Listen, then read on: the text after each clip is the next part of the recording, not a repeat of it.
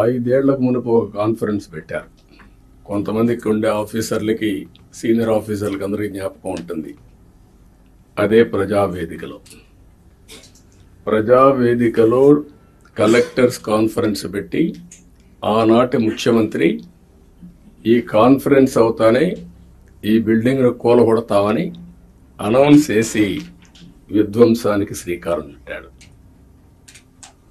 అక్కడ నుంచి 5 ఏళ్ళు అన్ని రంగాల్లో ఒక రంగం అని మిగలలేదు.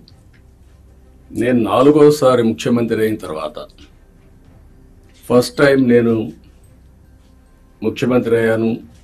ఇబ్బందులున్నాయి, ఆర్థిక ఇబ్బందులున్నాయి, కానీ ఆఫీసర్లో మొరేల్ చాలా హైగా ఉంది. అప్పుడు ఆ రోజు జరిగింది కాస్తో కూస్తో ఇన్ఎఫిషియన్సీ, లేకపోతే కొంత కరప్షన్. ఇప్పుడు అట్లా కాకుండా విధ్వంసం, పనిచేసే ఆఫీసర్లందరినీ పక్కన పెట్టడం, ఆఫీసర్లు కూడా బ్లాక్మెయిల్ చేయడం, ఒకటి కాదు అన్నీ కలిసి ఈరోజు ఈ స్టేజ్కి నేను ఎప్పుడూ చూడనంత ఒకటి బ్రాండ్ ఏపీ దెబ్బతినింది.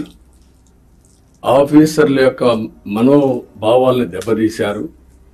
ఢిల్లీకి పోతే ఒకప్పుడు Andhra bureaucracy one of the best bureaucracy, మీరు గుర్తుపెట్టుకోవాలి. ఇక్కడి నుంచి పోయిన ఐఏఎస్ ఆఫీసర్స్ సక్సెసివ్ 3-4 ఐటీ సెక్రటరీలు అయ్యారు కంటిన్యూగా. ఇక్కడ నుంచి పోయినటువంటి ఫైనాన్స్ సెక్రటరీస్ ఆర్బీఐ గవర్నర్లు అయ్యారు. ఇక్కడి నుంచి పోయిన వాళ్ళు కేంద్రంలో కీలక బాధ్యతలు వహించారు. వరల్డ్ బ్యాంక్ వెళ్ళారు. ఈరోజు మనం చూస్తూ ఉంటే ఆంధ్ర ఆఫీసర్స్ అంటే ఢిల్లీలో కూడా అన్టచబుల్స్ కింద, వీళ్ళు ఏమి చేయలేరు అనే పరిస్థితికి వచ్చారు. ఎప్పుడు కూడా మనం గుర్తుపెట్టుకోవాల్సింది, నేను ఇంత మునిపే మీతో చెప్పాను,